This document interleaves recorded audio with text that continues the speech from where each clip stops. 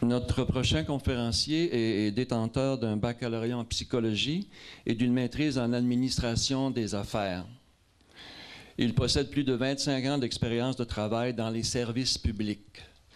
Il a œuvré à la fois au sein de l'administration gouvernementale ainsi que du ministère et du réseau de la santé du service et des services sociaux. Il a occupé le poste de directeur général adjoint de l'évaluation, de la recherche et de l'innovation au ministère de la Santé et des Services sociaux. Le 23 juin 2009, sur la recommandation de la protectrice du citoyen, le Conseil des ministres le nommait vice-protecteur du citoyen. Alors, je vous demande d'accueillir, et l'organisation du colloque est heureuse de vous offrir M. Claude Dussault. Merci.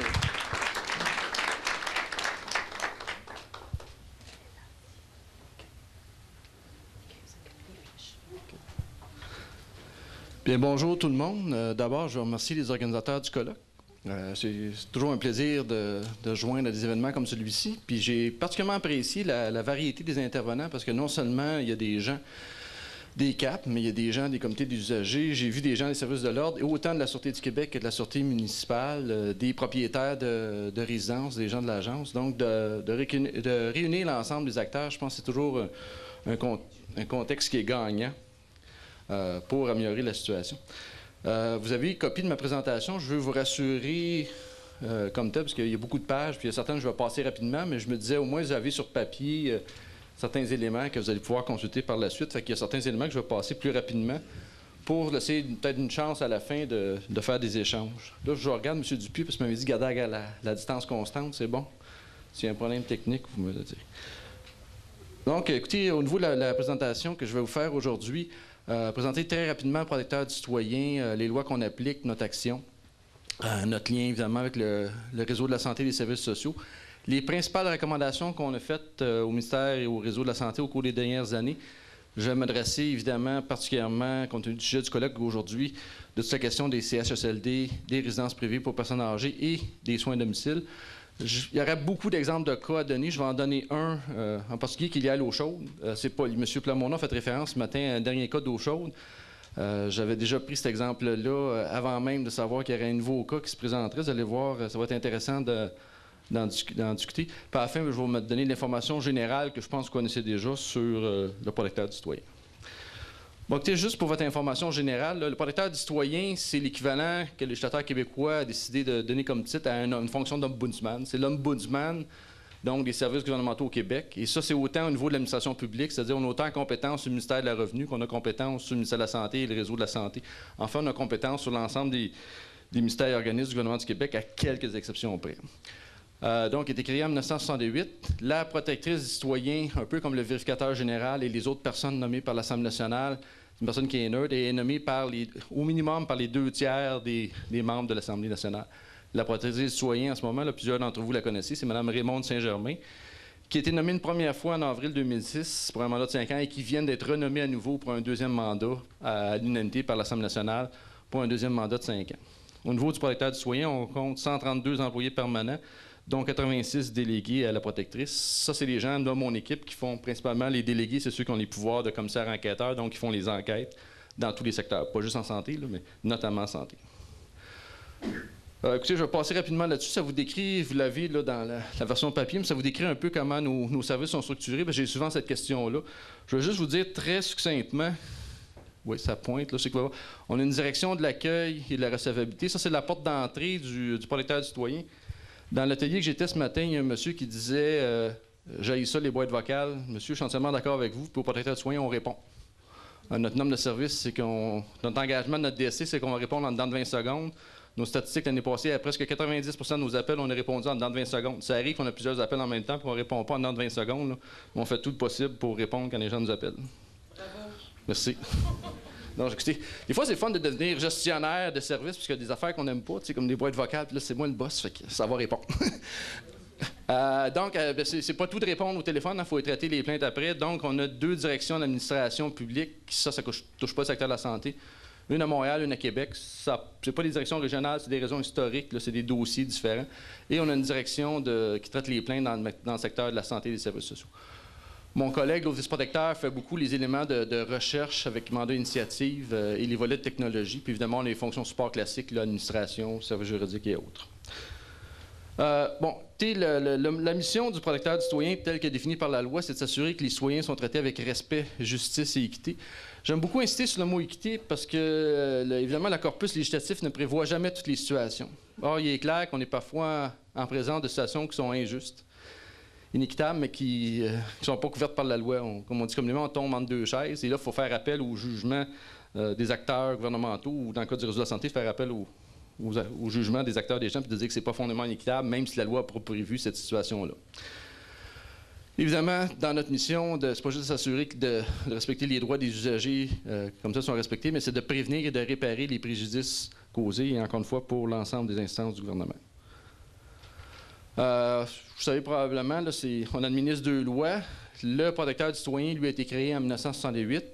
C'est en 2006 que le protecteur des usagers, qui auparavant relevait du ministre de la Santé, a été transféré et intégré au protecteur du citoyen. J'étais au ministère de la Santé à ce moment-là, j'avais été associé à ces travaux-là. D'ailleurs, ça m'a valu de me faire taquiner quand, 5 ans plus tard, je me suis retrouvé vice-protecteur du citoyen, parce qu'il y a de mes anciens collègues du ministère de la Santé qui ont dit « Ouais, Claude, quand tu as travaillé sur ta affaire, tu t'es préparé ta job 5 ans à l'avance. » Honnêtement, c'est évident que je ne savais pas que je n'étais pas me retrouver à cet endroit-là. Tout ça pour vous dire que je connais bien le rationnel pour lequel le protecteur des usagers a été transféré au protecteur du citoyen. C'est un rationnel d'indépendance. Ça me faisait plaisir. Ce midi, je parlais, il y avait Bruno Leclerc qui était à la même club, qui était un des panélistes de ce matin, que je connaissais un peu parce qu'il a travaillé au niveau des comités d'éthique de la recherche. Et je peux vous dire que les éléments reliés au cadre qui existait en matière d'éthique, notamment l'indépendance, d'être attaché directement au conseil d'administration pour la fonction des commissaires, de la création de comités de vigilance, etc., une partie de l'inspiration était reliée par rapport à ce qui se faisait en éthique de la recherche. Et notamment, pour assurer l'indépendance, il était logique, sous l'angle du ministère, de recommander que le PU, le protecteur des usagers, relève d'une instance indépendante et non pas du ministre. Parce que quand vous avez le protecteur des usagers qui recommande au ministre, bien, le ministre, c'est lui qui le nomme. C'est pas toujours évident. C'est pour ça que, sous le ministre Couillard à l'époque, donc le protecteur des usagers a été transféré, maintenant intégré au protecteur du citoyen pour assurer justement une meilleure indépendance de la fonction. Donc, tout ça pour dire que moi-même, et évidemment la protectrice du citoyen, a fortiori, nous sommes complètement indépendants du ministre de la Santé et de l'ensemble du réseau de la santé, puisque la protectrice est nommée par l'ensemble des membres de l'Assemblée nationale et les vice-protecteurs, on est nommés par le gouvernement, mais sur recommandation de la protectrice. Donc, ça assure vraiment l'indépendance comme telle de la fonction. Le protecteur du citoyen peut agir, évidemment, à la suite d'une plainte ou d'un signalement. Dans le cas du réseau de la santé, il y a une particularité. On intervient en 2e instance concernant les plaintes. On peut, par contre, prendre un signalement en première instance, un signalement qui est fait par un tiers. On peut le prendre en première instance, même si c'est dans le secteur de la santé. On intervient aussi de notre propre initiative. C'est-à-dire, une propre initiative, c'est que via une vigie médiatique, haut contact, etc., on peut, des fois, prendre connaissance de certains faits et décider par nous-mêmes d'aller à un endroit. Je vais vous donner un exemple. Ce matin, on a donné l'exemple de ce qui s'est passé au centre Claude David. On l'a appris via les médias et on a décidé d'y aller par nous-mêmes parce qu'on l'a appris via les médias. Donc, on a décidé d'intervenir dans ce cas-là. Évidemment, on peut intervenir pour le bénéfice d'un seul citoyen ou pour l'ensemble des citoyens. Mme Saint-Germain aime beaucoup dire régler pour un, et régler pour tous. Donc, toujours avoir à l'esprit de ne pas juste régler la situation immédiate qui est devant nous, mais d'essayer de penser à l'avenir et de régler toute situation similaire, de régler pour l'avenir toute situation similaire. Bon, si on vérifie rapidement conformité, légalité, raisonnabilité et équité, j'en ai parlé tantôt, l'équité est quelque chose de fondamental. Bon, au niveau des droits, là, c'est des éléments que vous connaissez déjà, mais je pense que c'est important de les rappeler. Là. Les gens ont le droit d'abord, c'est prévu, je pense, c'est l'article 3 de la L4S qu'on oublie souvent, qui dit qu'un citoyen doit savoir c'est quoi les services qui sont disponibles dans sa région et les services auxquels il a droit. Hein, ça ne veut pas dire que je les donne, c'est juste de savoir j'ai-tu droit, j'ai pas le droit. Donc, les gens, en matière de santé, de services sociaux, ont le droit de savoir et le droit d'être bien informés. Puis je pense que c'est M. Plamondon qui dit ce matin, vous avez aussi le droit de ne pas savoir, donc vous avez le droit de ne pas savoir, de demander et de savoir. Je pense que c'est plutôt important de se rappeler ça. Les principes qui sont fondamentaux dans différents textes de loi du Québec, les personnes ont droit à l'intimité de leur personne, ils ont droit à l'intimité de leur vie, puis de leur vie privée, de leur histoire personnelle, bien sûr. Et les gens ont le droit de porter plainte. C'est un droit qui est fondamental, qui est prévu notamment dans la L4S, comme vous savez, mais qui existe dans d'autres endroits. Donc, tous ces droits-là, c'est tout un corpus législatif, dans l'ensemble du corpus législatif québécois, dont notamment, évidemment, bien sûr, la Charte des droits et libertés de la personne, le Code civil, En passant, là, ceux d'entre vous qui ont une formation en droit savent que le principe de l'autonomie de la personne est un des piliers, un des fondements du Code civil du Québec, là, qui est différent de la commune là. Justement, c'est important de se le rappeler qu'un des fondements du Code civil, là, justement, c'est l'autonomie et le respect de l'autonomie de la personne, l'inviolabilité même de la personne quand on parle dans le Code civil. Donc, c'est important de savoir que c'est pas banal, c'est pas juste un Code civil, c'est pas juste un texte, c'est un des textes fondamentaux du système de droit québécois et ça prévoit ce texte-là, justement, l'importance dans nos valeurs comme société de protéger l'intimité, l'indépendance et l'autonomie de la personne. Parce que Mme Vizina évoquait ce matin, mais justement, sachez que c'est une valeur qui est fondamentale, mais c'est une valeur qui est inscrite dans nos textes juridiques fondamentaux, dont le Code civil du Québec. Et évidemment, bien sûr, la Charte des droits et libertés de la personne, autant la québécoise que la canadienne. Et ces principes-là sont repris, évidemment, dans la L4S. Donc, quand on intervient en faveur des personnes âgées ou de toute clientèle pour protéger son autonomie, là, on ne tire pas ça d'un chapeau, là, on tire ça de textes fondamentaux. Donc, sachez que vous êtes toujours, quand vous intervenez au nom de la dignité d'une personne, là, de son autonomie, là, sachez que vous êtes toujours appuyé solidement. Si vous intervenez de façon raisonnable, vous êtes appuyé solidement par plusieurs textes de loi, dont ceux que j'évoque ici. Bon, écoutez, au niveau de traitement des plaintes, je vais passer rapidement. Bon, sachez évidemment que l'élément clé pour nous, c'est évidemment les faits. C'est comme... c'est pour n'importe quelle discipline, je dis souvent, qu'est-ce qu'il y a en commun entre un journaliste, un scientifique, puis un avocat, c'est que leur jugement doit toujours être porté sur les faits. Un journaliste, normalement, il va se baser sur ses faits, un avocat va se baser sur ses faits, puis un scientifique aussi va se baser sur les faits. Un enquêteur, protecteur du citoyen, il faut qu'il apprécie des faits. Donc, on va toujours se baser sur les faits pour apprécier une situation. Je ne décris pas notre méthode d'enquête, ça pourrait, dans d'autres contextes, ça pourrait faire l'objet d'une présentation en soi, mais sachez qu'on a une méthode d'enquête qui est structurée. On accorde évidemment beaucoup d'importance, bien sûr, aux recommandations qu'on formule pour s'assurer qu'elles soient réalistes, concrètes, réalisables. Mais évidemment, et particulièrement, j'insiste là-dessus, sur le suivi des recommandations, parce que c'est une chose d'avoir un très haut taux de... Les gens disent « oui, je suis d'accord, on va le faire », mais c'est important de vérifier après, dépendamment de la nature de la recommandation, si après 2 mois, 3 mois, 6 mois ou 1 an, des fois, il y a des choses qui sont longues à corriger. Là, je vais te donner un exemple à la fin, mais même si ça prend du temps à corriger, à un moment donné, il faut te suivre jusqu'à temps que ce soit fait pour s'assurer que ça se fasse et que la correction se fait. Donc, il est aussi important, sinon plus, je dirais à certains égards, d'assurer le suivi de l'implantation des mesures correctives que de formuler la recommandation comme telle, même si elle est acceptée par l'instance. Puis en général, là, la bonne foi se présume. Hein? Quand les gens disent oui, on lui fait une recommandation, puis disent on va le faire, ils le font effectivement, dans la vaste majorité des cas. Mais il arrive à l'occasion qu'ils ne l'ont peut-être pas fait, puis il faut lui faire un petit rappel. Puis c'est vrai pour le protecteur du citoyen, puis c'est vrai pour les commissaires. Puis je pense ce matin, je pense que c'était vous ce matin qui donnait un exemple au niveau de la région de Québec, qui m'a dit qu'il y avait une recommandation qui avait été faite par un commissaire régional. Finalement, il est revenu chez nous, puis il a fallu qu'on lui donne un deuxième tour de roue, justement, pour s'assurer que la mesure soit implantée. Donc là, il est très important d'assurer le suivi. Et c'est aussi votre rôle de tous les acteurs dans le réseau, notamment des CAP, c'est que c'est pas juste de s'assurer qu'il y a une solution qui est identifiée, s'assurer qu'elle s'implante, puis si vous faites un suivi après, vous voyez que c'est pas implanté, bien, n'hésitez pas à rappeler le commissaire selon le cours, même au protecteur du citoyen. Là, nous, on reçoit toujours les appels avec plaisir, puis dire, écoutez, je suis pas sûr, ou des fois, la situation est corrigée, puis malheureusement, le problème se règle, puis oups, 6 mois, 1 an après, il réapparaît sous une autre forme, bien, il ne faut jamais hésiter d'assurer un suivi. Là, c'est fondamental, puis c'est une responsabilité qui est évidemment collective. Bon, évidemment, si la plainte n'est pas fondée, c'est toujours important d'expliquer aux citoyens pourquoi sa plainte n'est pas fondée. Évidemment, vous ne serez pas surpris d'apprendre. En santé, c'est tout près de 50% des plaintes qu'on reçoit qui sont fondées. Évidemment, s'il y en a près de la moitié qui sont fondées, ça veut dire qu'il y en a un peu plus que la moitié qui ne le sont pas. Évidemment, on a mesuré la satisfaction de notre clientèle. Vous ne serez pas surpris d'apprendre que quand on dit que la plainte est fondée, bien, en général, les gens disent qu'ils sont très satisfaits de nos services. Puis quand on dit que la plainte n'est pas fondée, évidemment, le taux de satisfaction n'est pas à terre, là, mais il est significativement plus bas. Ce n'est pas une surprise, mais c'est sûr que tu ne peux pas t'attendre si tu dis à un citoyen que la plainte n'est pas fondée, qui saute au plafond, mais c'est important, je dis toujours aux délégués chez nous, c'est important d'expliquer aux citoyens, puis je pense que c'est la même chose pour l'ensemble des acteurs du réseau, que quand on pose un geste dans telle direction, d'expliquer qu'ils comprennent bien. Parce que la même décision bien expliquée peut être acceptée par les citoyens, puis la même décision mal expliquée ou pas du tout expliquée peut amener des motifs d'insatisfaction. C'est d'ailleurs pourquoi que notre pourcentage de plaintes, parce que des fois les gens sont très surpris que notre pourcentage de plaintes soit aussi élevé là, que près de 50% en matière de santé. Des fois, c'est pas tellement que la décision qui a été prise par l'instance de santé était mauvaise, c'est parce qu'elle n'a pas été bien expliquée. On a transféré une personne, on ne l'a pas informée à l'avance, ou on a fait ça de façon précipitée, etc. Bon, la personne, oui, c'était correct de la transférer, parce qu'elle avait besoin d'être transférée, sauf que ça a été fait d'une manière, des fois, tellement rapide, tellement inadaptée, tellement pas préparée la personne, etc., qui fait qu'on considérait que sa plainte était fondée. l'instance avait raison, par exemple, de transférer la personne âgée d'un endroit à l'autre, sauf que ça n'a pas du tout été préparé. Et ça, je vous le dis en passant, c'est un phénomène qu'on observe beaucoup aux protecteurs du citoyen. Les personnes âgées, souvent, une des problématiques qu'ils ont, c'est que c'est une clientèle vulnérable qui est souvent très sensible aux déplacements. Et il y a beaucoup de transferts qui se font des personnes âgées. Ils sont en évaluation 2 mois à un endroit, oups, on les envoie à un autre endroit de façon temporaire, parce que l'enfant doit aller ailleurs. Puis on n'informe pas la personne, on ne prévoit pas les périodes de transfert. On a un problème de surcharge à l'urgence. Oui, il faut vider l'urgence, mais on vide l'urgence, on transfère les personnes trop rapides. C'est un peu ce qui est arrivé à Claude David, d'ailleurs. Le problème, c'est pas de dire on va vider l'urgence qui est surloadée. Le problème, c'est que si tu vides l'urgence, je veux dire, il faut que tu planifies ton urgence. Donc, il faut que tu t'assures que où tu envoies les personnes, tu prépares les personnes avant, puis où tu les envoies qui sont capables de les accueillir. Quand ils sont capables de les accueillir, c'est avec le personnel puis l'équipement nécessaire.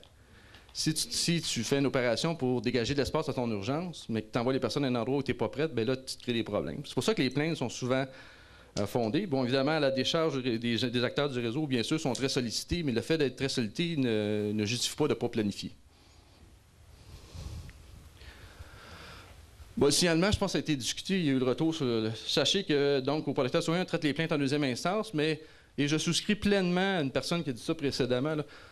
Généralement, c'est un devoir moral de tout citoyen, donc citoyen, ça inclut tout le monde, qui constate une situation préjudiciable. Là, je ne parle pas des grenouilles, mais quand vous constatez une situation préjudiciable, tout citoyen, quel qu'il soit, c'est un devoir moral de signaler cette situation-là à l'instance compétente. Pas juste en santé, en n'importe quoi.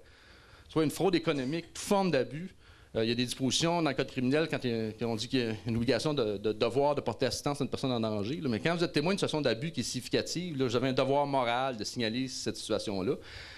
Et sachez que cette situation-là a rapport à quelconque service du gouvernement du Québec, incluant dans le secteur de la santé. Si vous nous signalez au protecteur du citoyen, nous allons l'examiner. Des petits rappels par rapport au protecteur du citoyen. Nos enquêtes sont toutes faites privément. Ça veut dire qu'on assure la confidentialité de nos enquêtes, ce qui est conforme avec les principes que je vous disais du Code civil. Je vais en profiter pour faire une petite parenthèse.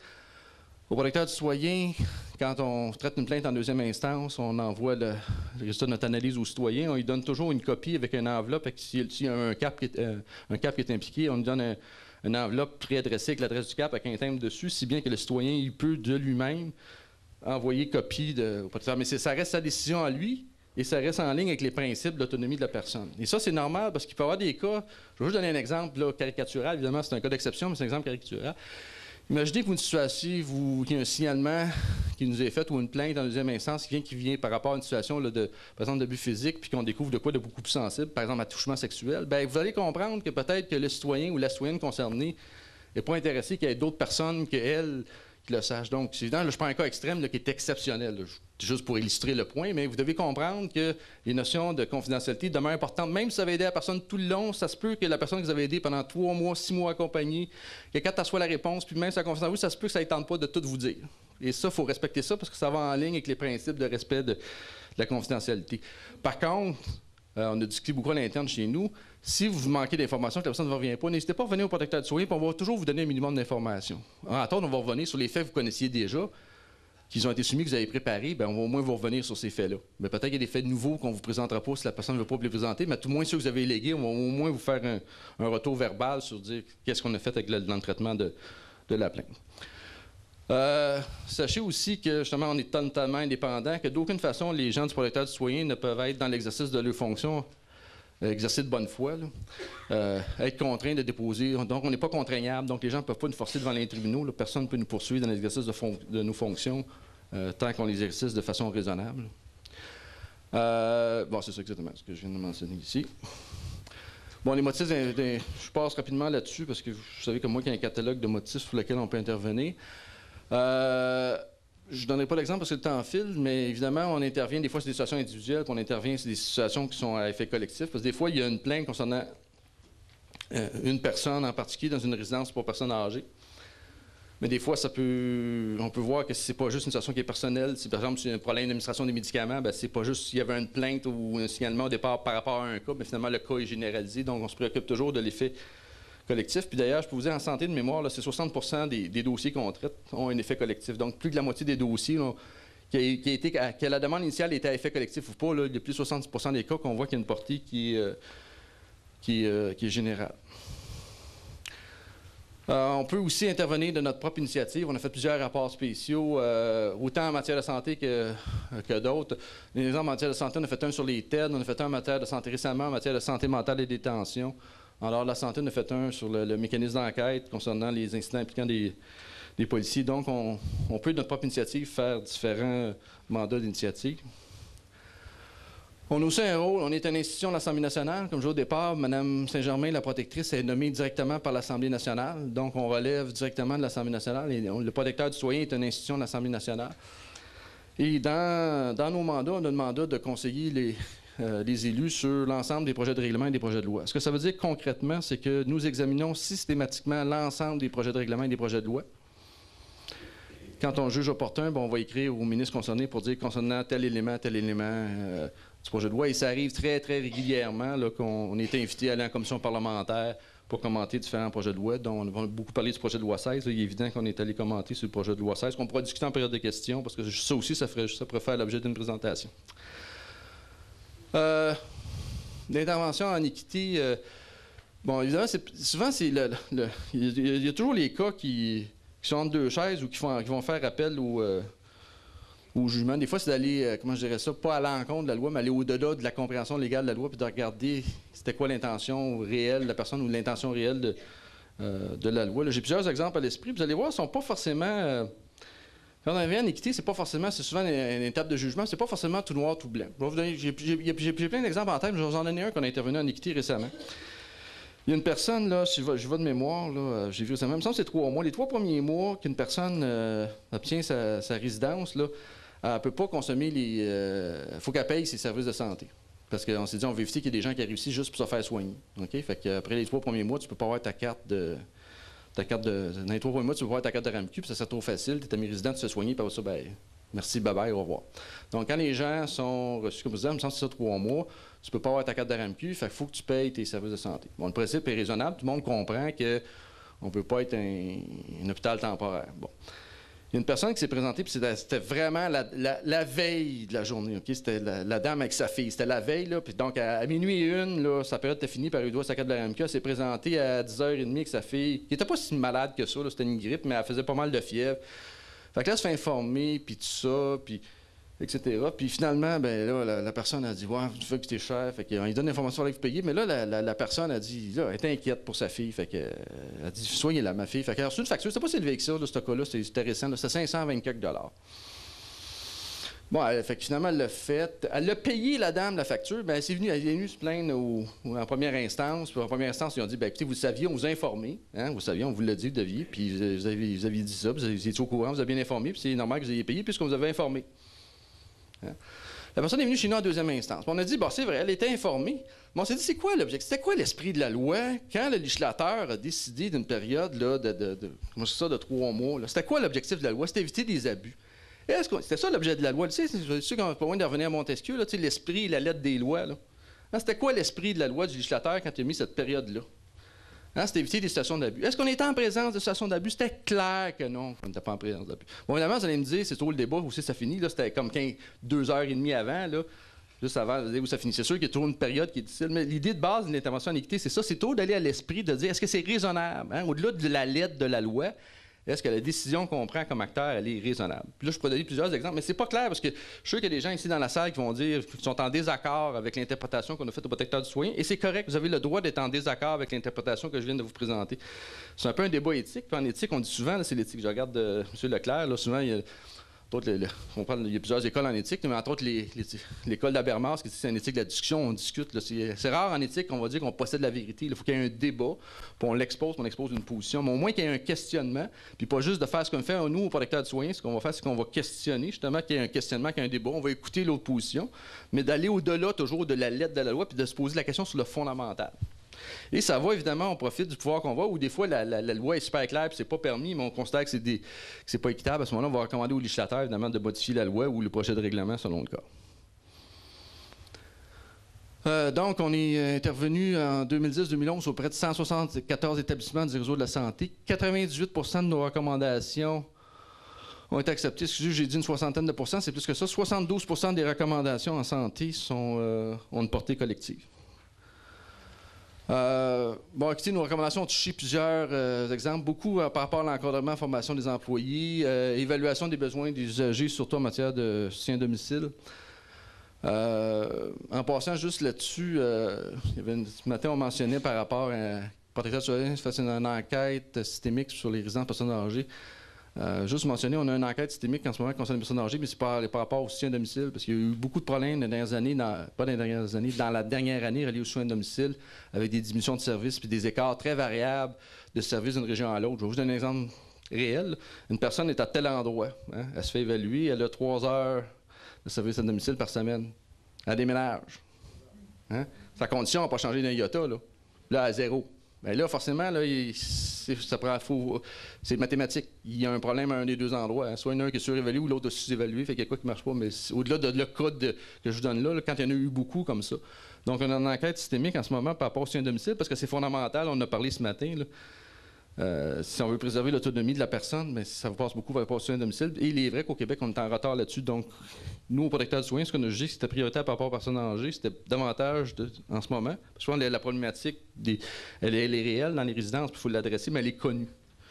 Ce qui est moins connu, c'est peut-être le fait que les soutiens à domicile étaient déficients au Québec quand on fait, excusez-moi l'expression, de l'étalonnage, du benchmarking, comme on dit en bon gestionnaire. Là. Quand on fait de l'étalonnage, du benchmarking avec les autres administrations, on est encore en retard au Québec au niveau des soutiens à domicile, et ça a plein de répercussions. Bon, je passe rapidement parce que le temps file. Ça, c'est un peu un aparté, mais je tiens toujours à le rappeler parce que c'est vrai pour nous, mais c'est vrai pour vous.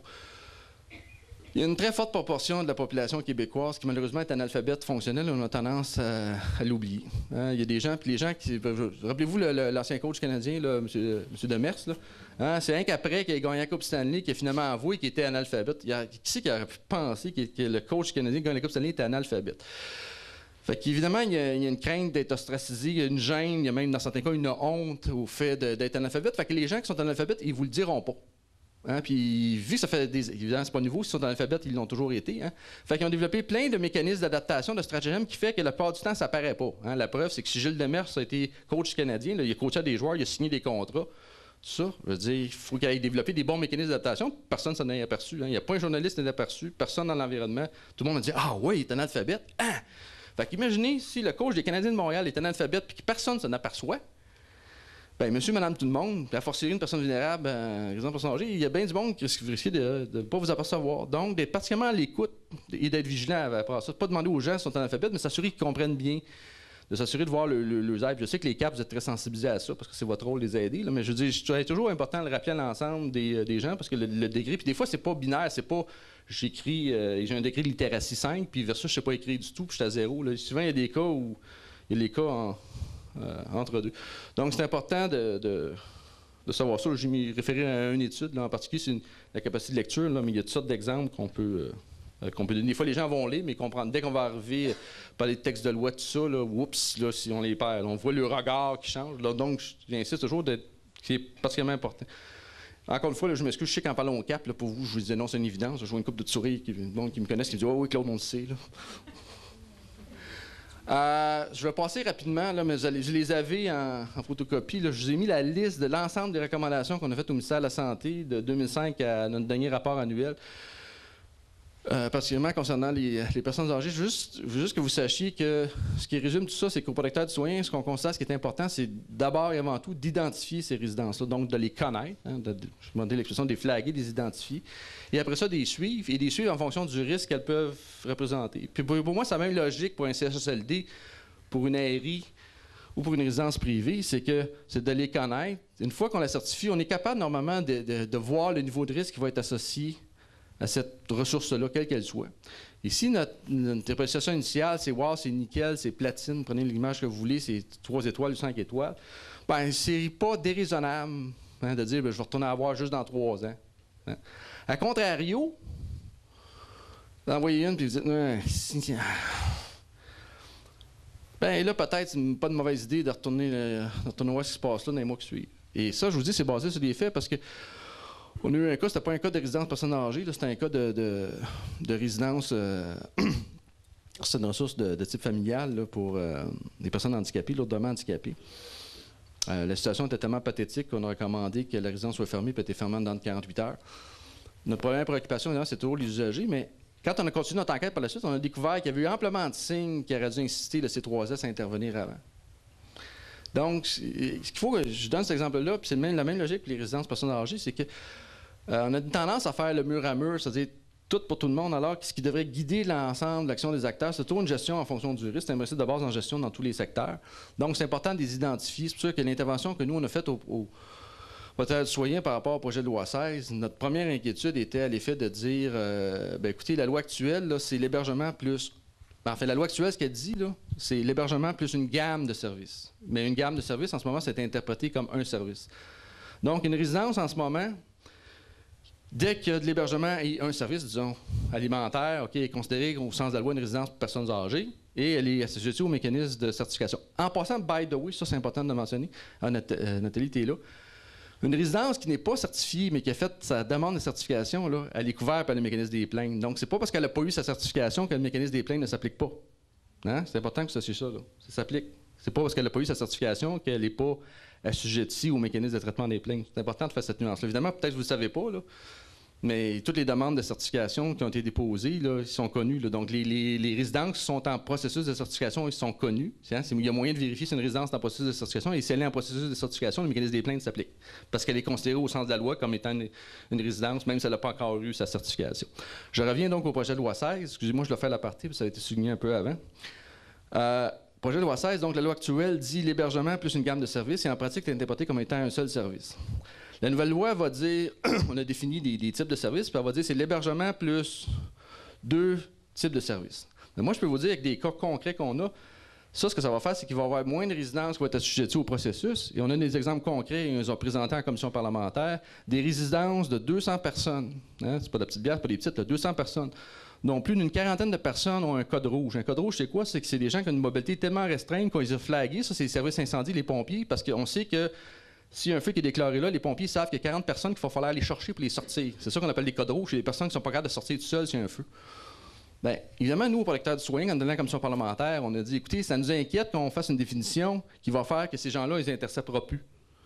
Hein? Bien, évidemment, là, pour les résidences qui ont déjà été certifiées, qui seraient ne plus assujetties des certifiés, vont toujours être connus des services en Blancy, parce qu'évidemment, pas un service d'incendie, parce qu'ils savaient. Mais une autre résidence serait similaire, qui aurait des codes rouges, mais qui donnerait juste un seul service, donc ne serait pas assujetti. Les codes rouges ne seraient pas identifiés, parce que les codes rouges sont identifiés au moment où, parce que dans le processus de certification, là, ça peut paraître compliqué, mais c'est dans le processus de certification, il faut aller chercher le plan de sécurité incendie, donc l'implication des services, puis là, les pompiers ou le service incendie local, ils viennent, puis là, ils identifient les personnes à risque. Mais les services incendies, ils vont juste pour les résidences qui sont assujetties au processus de certification. Fait que si vous en mettez moins dans le processus de certification, les pompiers iront plus. Si les pompiers iront plus, un flagrera plus, ces gens-là qui ont besoin. Vous comprenez ce que je veux dire?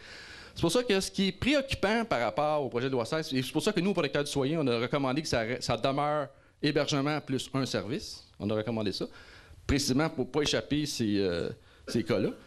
Et l'autre élément qui nous a préoccupé, c'est à l'air d'une subtilité, là, mais c'est dans l'article, là, je vois de mémoire, c'est l'article 7, où on dit que c'est les services qui sont offerts directement ou indirectement par le propriétaire de la résidence.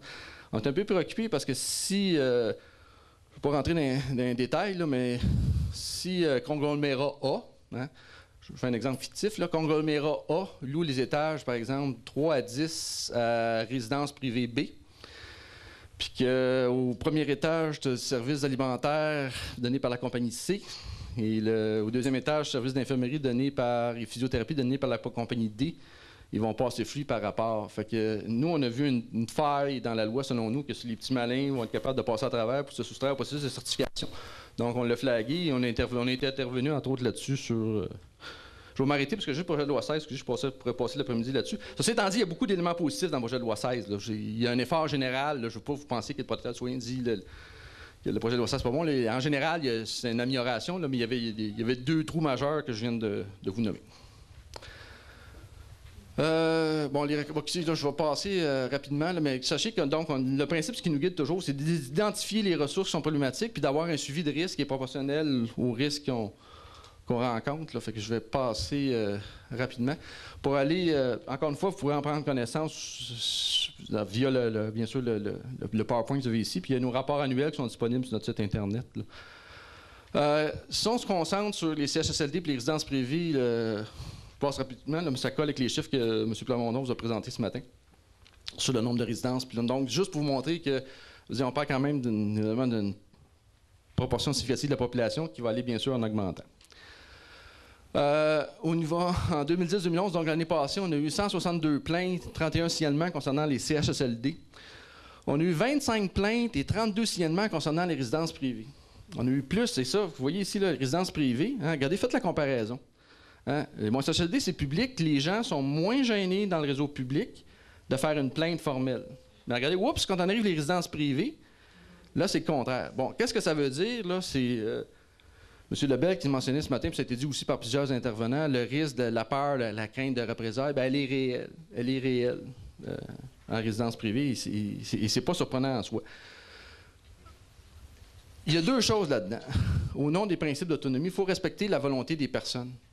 Hein, de dire si elles veulent porter plainte, pas porter plainte, bien sûr, il faut respecter la volonté des personnes. S'il y a des situations d'abus, moi, j'aime bien le principe du test de Kant. C'est Kant, il disait... J'espère que ma citation est bonne, j'ai un éthicien dans la salle. Mais quand j'ai lu la critique de la raison pure de Kant, Kant, il disait, si vous avez un dilemme moral, demandez-vous, pour résoudre ce dilemme moral-là, demandez-vous, quand vous prenez votre décision, demandez-vous si vous seriez à l'aise de défendre votre position dans l'agora, autrement dit, sur la place publique. En version moderne de ça, c'est de défendre votre position devant les médias. Bien, quand tu poses cette question-là, serais-tu à l'aise de donner une entrevue là-dessus? Pas forcément que j'ai raison dans ce que je défais. C'est pas question d'être sûr à 100% d'avoir raison, mais question, je suis confortable de dire que c'est ça la décision que j'ai prise. Tu peux trop te tromper ou dire qu'il y a d'autres avenues, là, parce qu'il y a des fois c'est blanc, des fois c'est noir, mais souvent il y a du gris, puis il y a du gris de différentes couleurs. Donc, de toujours se poser cette question-là. Donc, je reviens à la question des signalements. Bon, évidemment, ça dépend toujours de la gravité de la situation, puis personne ne peut avoir la crainte de représailles. Mais moi, je dis, vous savez, si l'abus dont la personne est victime est significatif et réel, c'est un abus physique, c'est pas reçu, elle a reçu une fois une tape sur les fesses, là.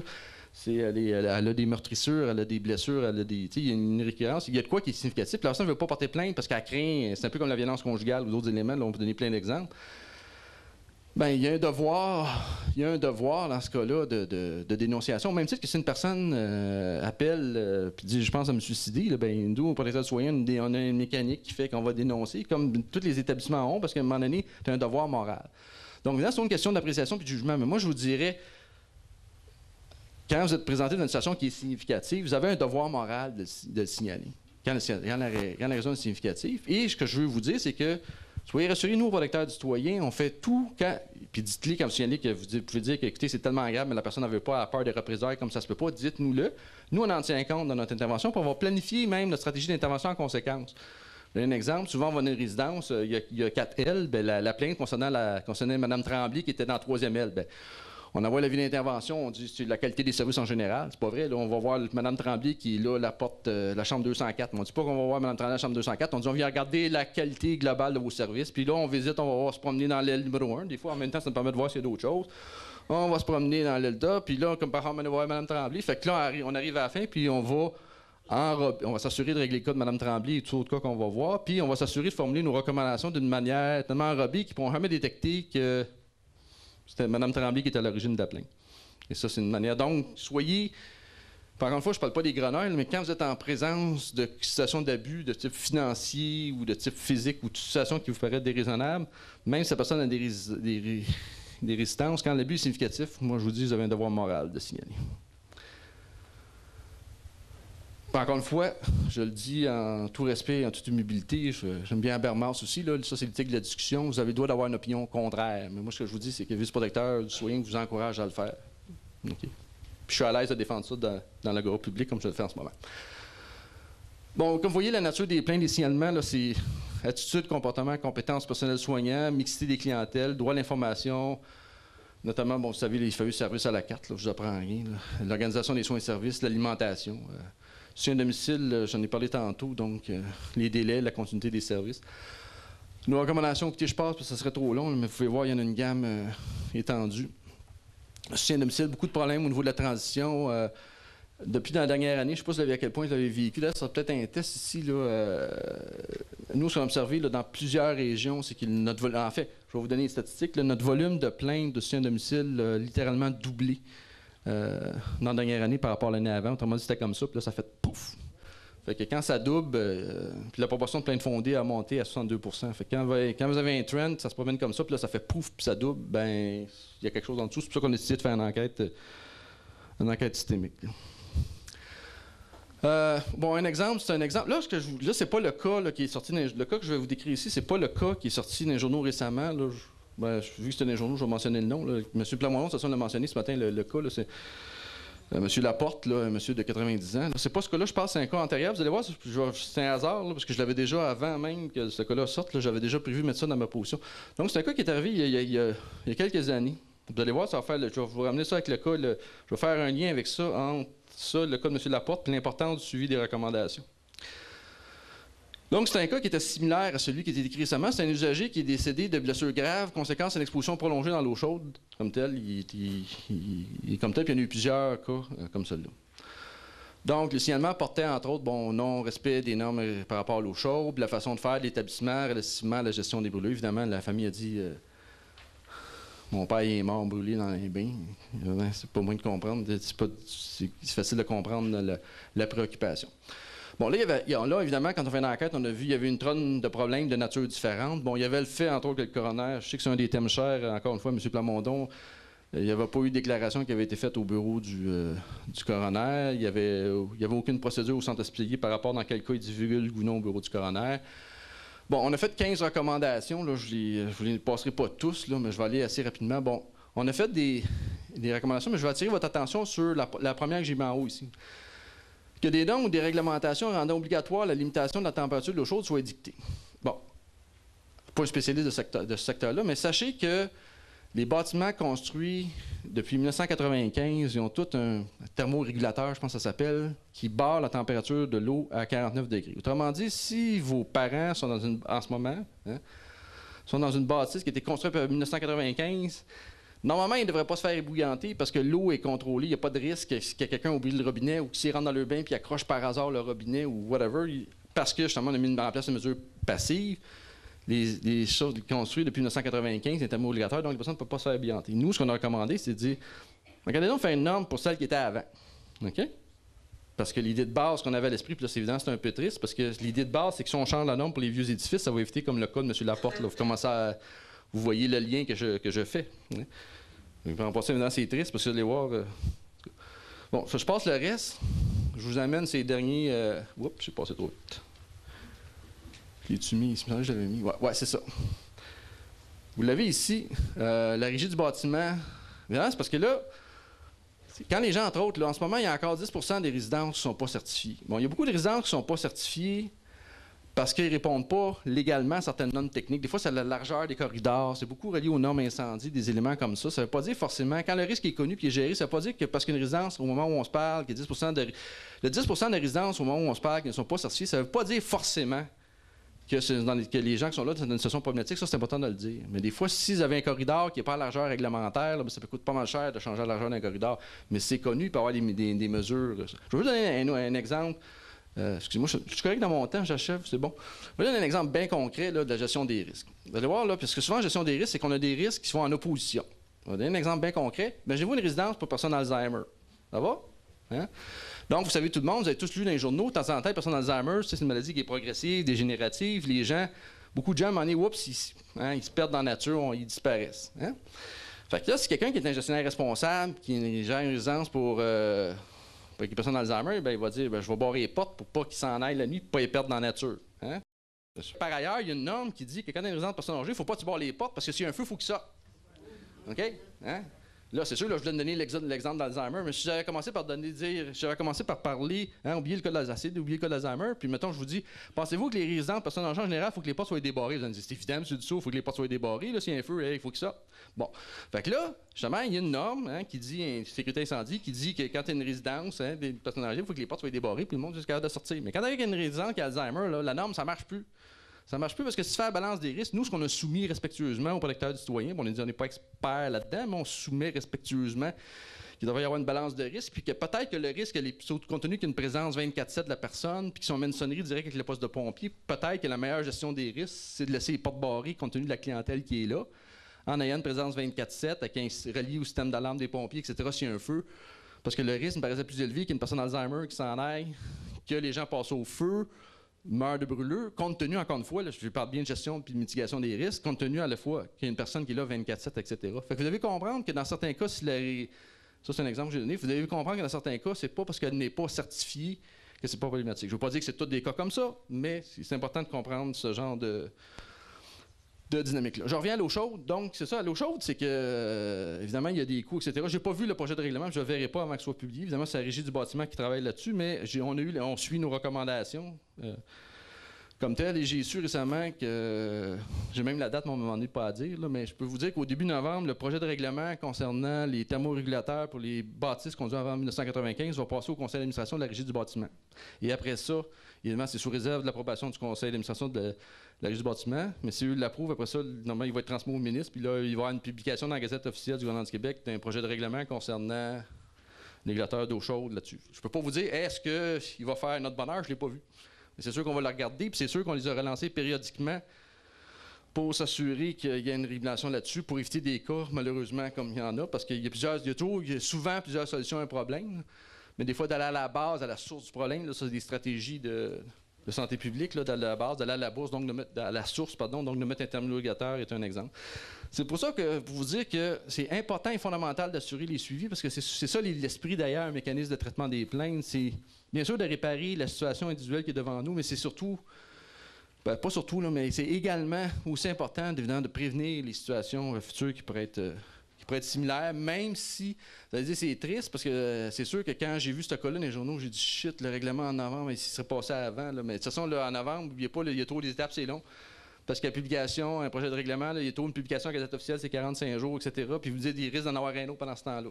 Je le sais, là, c'est triste, c'est malheureux, mais je me dis en même temps, si on ne l'avait pas fait, puis si on ne continue pas la pression là-dessus, bien, à un moment donné, il va rentrer en vigueur, le fameux règlement de satisfaction, puis ça va éviter pour les cas futurs. Donc, le message que je vous envoyez, c'est que des fois, c'est long. C'est vrai que c'est long, mais ne lâchez jamais prise. C'est le message que je vous envoyez. Il y a des situations qui sont longues à régler.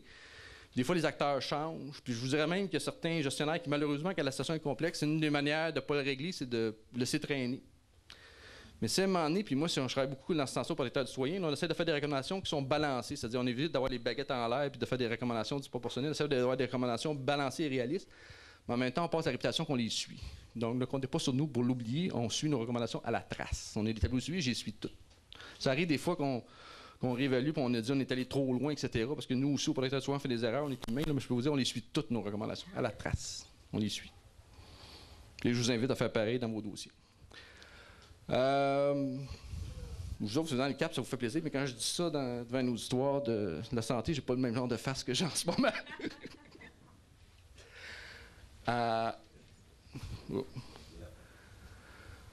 Bon, déclaration de service citoyen, je vais finir par message commanditaire, comme on dit communément. Évidemment, pour nous, ce qui est fondamental, puis je pense que c'est des valeurs qui sont assez générales. Pour nous, les valeurs de respect au protecteur de soins, c'est général. C'est des valeurs de respect, disons bien sûr, envers les usagers du réseau, mais c'est envers l'ensemble des acteurs intervenants. Plus de chances de traiter une plainte avec succès si on s'adresse aux gens avec respect, que si on ne s'adresse pas aux gens avec respect. Donc, je pense que le respect est quelque chose qui est fondamental. C'est pas dire...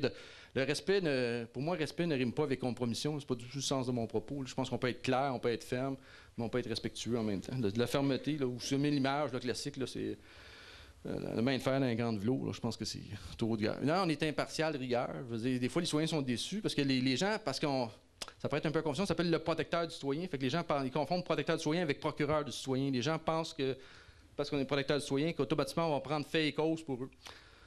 Non, on est une instance qui est neutre. Et on va juger à partir des faits, des textes de loi, est-ce qui est le raisonnable et équitable en l'espèce. Dans le secteur de la santé, ça se traduit par moitié fondé, moitié pas fondé. Puis encore une fois, on reconnaît en toute humilité que nous ne sommes pas parfaits comme institution. Ça arrive à l'occasion, des fois qu'on fait une recommandation, on prévalide toujours, que l'instance nous revient, puis ils nous disent, écoutez, votre affaire, ça marche pas parce qu'il y a X, Y, Z d'affaires. On dit, ouais, OK, on comprend ce que vous dites. Avez-vous une autre solution qui va permettre de régler le problème? Ah oui, on pourrait peut-être faire, on comprend ce que vous nous dites, votre solution, on pourrait le faire la même. Bien, si ça répond au problème, on va dire, oui, on va écouter, là, comme tel. Donc, toujours d'aller vers la recherche de solutions dans le respect, mais on est vraiment impartial. Rigueur, transparence, puis empathie, puis bien sûr, respect de la confidentialité. J'insiste là-dessus. Là, nos services, honnêtement, je pense qu'ils sont facilement accessibles. Ils sont gratuits. Ils sont confidentiels. Bon, nos coordonnées, moi, je l'avais dans le PowerPoint. Fait que je voulais vous remercier tout le monde. Puis, vous avez un travail super important. Vous avez un rôle fondamental, qui que vous soyez. Là, je parle bien sûr aux gens beaucoup des gens des CAP. Il y a des gens des comités d'usagers, il y avait des gens de service de l'ordre, des gens du réseau. Vous avez un rôle fondamental. Fait que je témoigner mon appréciation personnelle, puis de souligner l'importance de votre rôle là-dessus, puis de continuer votre excellent travail, parce que je pense que c'est par l'ensemble des acteurs qu'on arrive à mieux servir la population. Merci.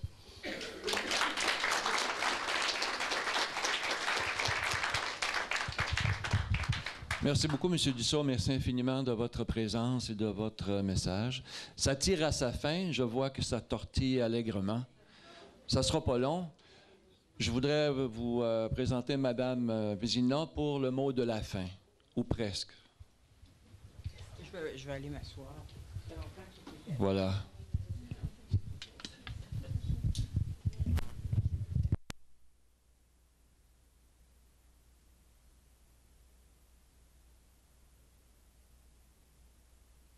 Qu'on voit mieux quand on est assise ici. Bon, alors, je ne sais plus par où commencer. Je pense que je vais commencer par où j'ai commencé ce matin et vous dire mon ravissement d'avoir participé à cette journée de réflexion et de coup de cœur exceptionnel. Je veux aussi d'abord faire une petite note. Tout à l'heure, il y a un monsieur qui a dit qu'il n'était pas un citoyen ordinaire. Ou, en tout cas, moi, il n'y en a pas de citoyen ordinaire. Je pense que tous les citoyens qui prennent la parole sont extraordinaires. Alors, je tenais à vous rassurer. Bon, que font les personnes retraitées? Souvent, on me demande ça parce que si on prend la retraite, on m'a encore tout à l'heure demandé ça à TVA. Depuis combien de temps j'étais à la retraite? Alors, on a encore de la difficulté à faire comprendre qu'on peut se retraiter d'une profession, mais comme citoyen, on n'a pas de retraite à prendre, quel que soit notre âge. On peut donc continuer d'être un citoyen engagé à part entière. Je veux bien sûr remercier le CAP du travail exceptionnel qui a été fait pour préparer cette journée et vous remercier une autre fois pour la chaleureuse invitation que vous m'avez faite de devenir votre présidente d'honneur. Ça faisait longtemps que ça ne m'était pas arrivé, ça fait du bien. Et je trouve qu'on a fait une belle journée de travail avec beaucoup d'intelligence, d'attention, de questions, un vécu exceptionnel vraiment avec les côtés préventifs, les côtés curatifs. Et je pense que quand on organise un colloque, c'est qu'on a des solutions à trouver. Puis c'est des solutions neuves qu'il faut trouver puisqu'on est dans un virage. Et il faut toujours se rappeler que ce n'est pas un problème, le vieillissement n'est pas un problème à régler, mais un processus social et normal. Alors, on va essayer de faire comprendre aux plus jeunes, aux moins jeunes, que finalement, vieillir, c'est vivre, puis on peut le faire dans différentes conditions, comme avoir 20 ans, comme avoir 60 ans. Chacun de nous, on le vit de différentes façons. Nous avons donc tenu compte, puis vraiment, je suis vraiment très contente de voir la diversité des propos, les réalités, autant que les explications de recherche que nous avions à faire, de solutions. Et votre participation est exceptionnelle aussi.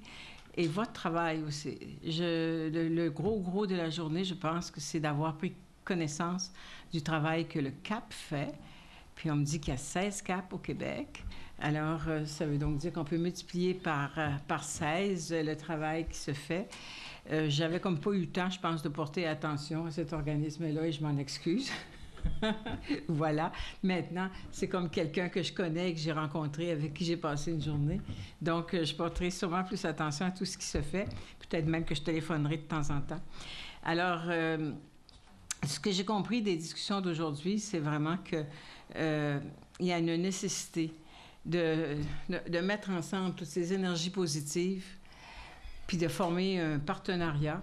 On parle de guichet unique, ce qui est une bonne idée. On a un territoire qui est grand à couvrir. Quand on couvre 8 MRC, on fait de la voiture. J'ai déjà goûté à la médecine. Et c'est un partenariat, je pense, c'est fait déjà. Ça explique le dialogue, c'est le partage des responsabilités et surtout l'égalité entre intervenants. Les intervenants qui ont pris la parole sont des intervenants qui sont remplis de désir d'aider et d'améliorer la situation des personnes qui vieillissent. D'une certaine manière, et on l'a dit d'une façon différente, nous sommes à un moment de l'histoire. Le Québec, on le sait, est après le Japon, le pays ou la province qui a le plus de vieillissement. Nous avons le plus fort pourcentage du vieillissement de la population. Et c'est peut-être un peu pour ça que nous sommes pris par la surprise, mais nous avons l'habitude de gérer les changements. Et le lot des personnes qui sont dans les institutions de bonne volonté ou pas, je comprends M. Plamondon quand il nous parle de détenus. Ça fait mal d'entendre ça, mais on sait que c'est vrai. Il y a vraiment des changements que l'on doit faire et ça nous invite à des défis. Puis il y a des défis pour l'État. Je pense que ce soit l'État municipal, provincial ou fédéral, il faut vraiment recommencer et continuer d'expliquer qu'est-ce que c'est que le vieillissement de la population, qu'est-ce que les personnes âgées de 75 et plus qui sont dans les institutions ont fait pour le Québec. Le Québec dans lequel nous vivons s'est transformé, puis c'est vraiment à partir de ces intelligences qui ont fait du mieux qu'ils pouvaient et qu'elles pouvaient. C'est donc une invitation à dépasser le mur, à abattre, je devrais dire, le mur de l'indifférence. Ça n'a pas l'air de déranger beaucoup de monde, de voir qu'il y a plusieurs personnes qui vieillissent, dont la santé est moins bonne. Plusieurs familles se débarrassent, je dois dire, de leurs parents parce qu'ils sont trop lourds à porter. Il faut vraiment continuer de défoncer et de mesurer l'indifférence qu'il y a autour du vieillissement de la population. Et on va bien sûr se heurter à des préjugés qui ont la couenne dure, mais il faut vraiment continuer de le faire. Et je considère que les institutions que nous avons ici dans la région, ce sont des institutions qui sont habiles, habilitées et intelligentes. Je suis contente de voir que le CAP a ici un travail exceptionnel, les tables régionales aussi qui font un travail exceptionnel et les autres organismes que je ne connais pas, peut-être parce que je ne les ai pas suffisamment côtoyés depuis les 10-15 années. Mais ce que sera demain, je pense, ce sera vraiment ce que nous avons dit à haute voix aujourd'hui. Et le travail est bien fait. Donc, demain sera peut-être un avenir meilleur pour ces personnes qui, probablement, au moment où l'on s'en parle ici, ne se doutent pas une minute qu'il y a 150 personnes ici qui essaient d'améliorer la qualité de vie des personnes qui sont en résidence, en hébergement, pour une raison ou pour une autre. Alors, la morale de cette histoire, c'est vraiment que selon les moyens que nous avons, et j'ai compris qu'il y aura un suivi à cette rencontre, je sais qu'il y aura un suivi, bien, on pourra vraiment voir un peu comment on peut regrouper les forces vives dans ce domaine-là et essayer de travailler sans se piétiner sur les causes et les objectifs. Mais ce qui est important, je pense que c'est d'être perspicace et peut-être d'être les meilleurs de ce que nous pouvons faire. Je lisais en préparant mes petites notes hier soir mais je ne sais pas d'où vient la phrase, mais je la trouve assez intéressante. La vieillesse n'est pas une porte que l'on ferme, mais une étape qui ouvre de nouveaux horizons. Ça doit être pour ça que les programmes au gouvernement fédéral s'appelaient Nouveaux Horizons, tu vois. Mais peut-être que quelqu'un avait vu la phrase avant moi. Mais je vous remercie beaucoup. Tant les conférenciers, les propos qui ont été tenus, l'information, les personnes qui ont participé aux 3 ateliers. Il eût fallu être aux 3 ateliers en même temps, mais les questions étaient bonnes. Il y a vraiment un désir d'avancer et de bien faire les choses. Alors, si j'avais, comme le font les juges, à côté, je dirais A+. Merci beaucoup.